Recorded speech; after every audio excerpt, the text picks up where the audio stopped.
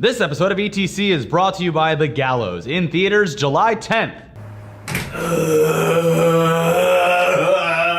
Do we have to do a T.U.G.S? I'm going to Comic-Con. I don't fucking give a shit. We have to. We're journalists. This is important. Did you make an intro? No. This acting is really good. Let's go right T.U.G.S. Here we go!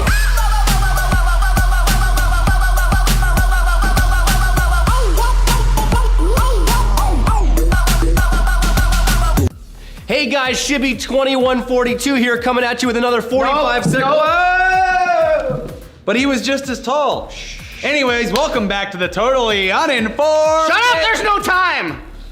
Technically, you're down at Comic-Con. Oh, and by the way, happy birthday. Hey, thanks, Brett. Happy birthday to you, too. It's literally both of our birthdays, basically. Sort of, yeah. Anyways, let's burn through some shit because technically we're taping this on Wednesday, even though today is Thursday, and I have to catch a train, like, right now. Yeah, you're gonna miss it. Yeah. Starting off, Lizard Squad! Yes. This guy better have some serious squad goals for prison because that's where he's gonna be heading. No. One day. One day he'll go there. He'll go there one day for the hacks, aka DDoS attacks that took place on PSN and Xbox Live last year. Yeah, this story was updated this morning and he's not going to prison.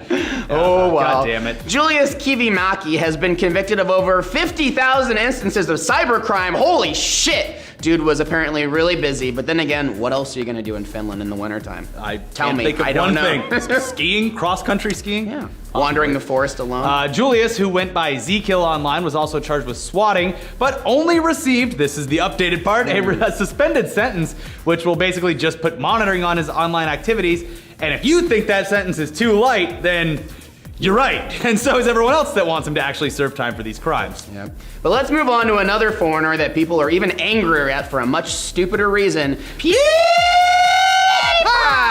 Yes, reports came out recently that PewDiePie, aka Felix Kjellberg, aka Pewds, received over $7 million during 2014. Where did this money come from? Was he running drugs? Is he a black market murderer for hire?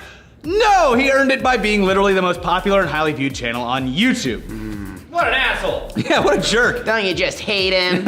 What a strange concept that someone who is responsible for billions of views earned a lot of money for the content he creates. And why all of a sudden are people freaking out about how much money people make? Is it because it's just PewDiePie? Where have all these armchair accountants placed their anger over the past few decades of American excess? We have people who throw balls, drive fast cars around in circles, press buttons on a turntable, own straight up evil companies, spew hate speech, and even politicians getting kickbacks from corporations that make PewDiePie look poor in comparison. Yeah, adjusted for inflation, Adolf Hitler made over $40 million off of Mein Kampf alone while he was alive. And in 2012, Notch made $100 million off of the sequel to Mein Kampf, Minecraft. So why doesn't everyone just chill the fuck out? Anyways, what's next? Because I really have to get out of here. Well, just in time for everyone on Earth to officially not give a shit about E3 anymore comes the award winners from E3 2015. Hooray!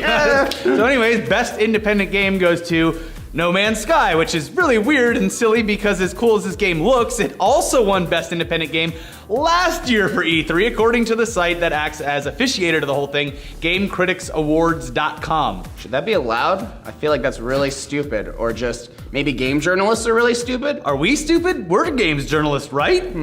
Best of E3 this year goes to F-Zero for Super Nintendo! Woo-hoo! We can do whatever we want because it doesn't matter. Freedom. Because E3 awards are stupid and they don't matter at all because in 2014, Evolve won 3 titles, Best Online Multiplayer, Best Action Game, and Best in Show, and that game was a flop. Wah, wah. Yeah. Anyways, who else won this year since we've already said how pointless this is and you shouldn't care anyway? Yeah. Best family game went to Super Mario Maker because I can't think of anything more entertaining for the whole family than watching your little son whose brain isn't even fully developed struggle to build usable levels to a game he would be entirely uninterested in if you pulled out your Nintendo from the closet and handed it to him. What's this? I don't want to play this.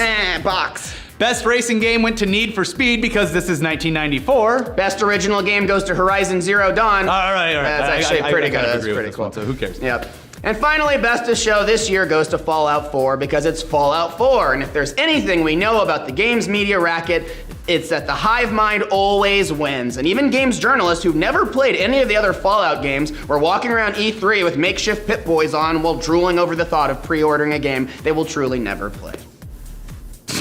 That was great. I loved everything about that. So that's E3 awards, guys. Take that. Question, how many of you out there are still clinging to your last-gen consoles? How many of you are still in denial that the glory days are over, so you pretend that playing a new release like Dragon Age on Xbox 360 or PlayStation 3 means you're still hip and with it, and not at all like a couple of 30-year-olds trying to relate to teenagers through a meme-heavy gaming show? Oh. Well, like us, you're fucked. Because the death knell has sounded for old consoles this week as Dragon Age Inquisition announced that they're not even gonna bother releasing new DLC for the games on last-gen consoles. Is this a sign of the end times? I mean, it's one thing for a new game to be released strictly on current-gen machines, but for a developer to straight up cut support for future content releases, it's a pretty good sign. It might just be about time to load that shotgun, take the old console behind the barn, and put it out of its fucking misery. So, you know, this obviously would have never happened if you had built a PC, just FYI. But save those games, because that backwards compatibility, baby. The good news is your little wizards and warriors can continue their DLC adventures if you pony up for a new system, because you will be able to migrate your original save from last-gen consoles to PlayStation 4 and Xbox One. But just make preparations, because it's only going downhill from here. It would actually be a lot more fun to just push a console down a hill than shoot it. You watch it bounce, all the parts fly out. It's like that wheel of cheese that Europeans chase. It's literally downhill. Put a bunch of gamers at the top of a hill and roll a new Xbox down so you can get it first. Wow. That footage is amazing. It's great footage. I'm sure this is the You've best seen part the people, of this show. the people No? run. You never seen people running after the cheese wheel? Anyways, it's time for Shimmy's review. All right. No fanfare. No fanfare. All right. Wait, do we have any? Hold on. This week I'm reviewing the gunmetal update for the game that basically launched my Spelled YouTube metal career. wrong. That being Team Fortress 2. As of today, TF2 is 2,829 days old. It's safe to say that it's both a blessing and a curse because people still want me to play it, but at this point I'm completely burnt out. Hyping your own channel and get to the review.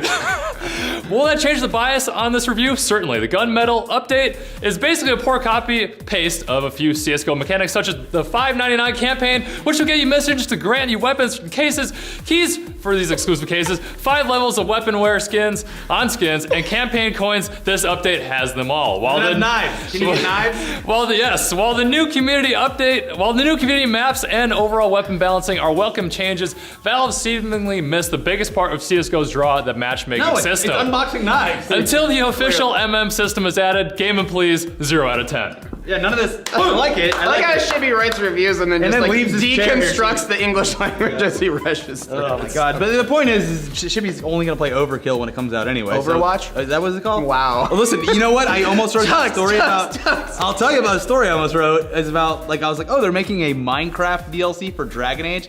And then I wrote the whole thing as Dragon Age and realized that it was spelled Dragon Quest. And I was like, well, I don't even know what that is, so we'll just take this whole entire thing out that I wrote. Anyways, Gotta go to Comic-Con. going to Comic-Con. Check our other stuff over here. We make fun of kids again for like the 7th time. And then we also have a new Tech Tuesday, so check that out. We'll see you guys next time.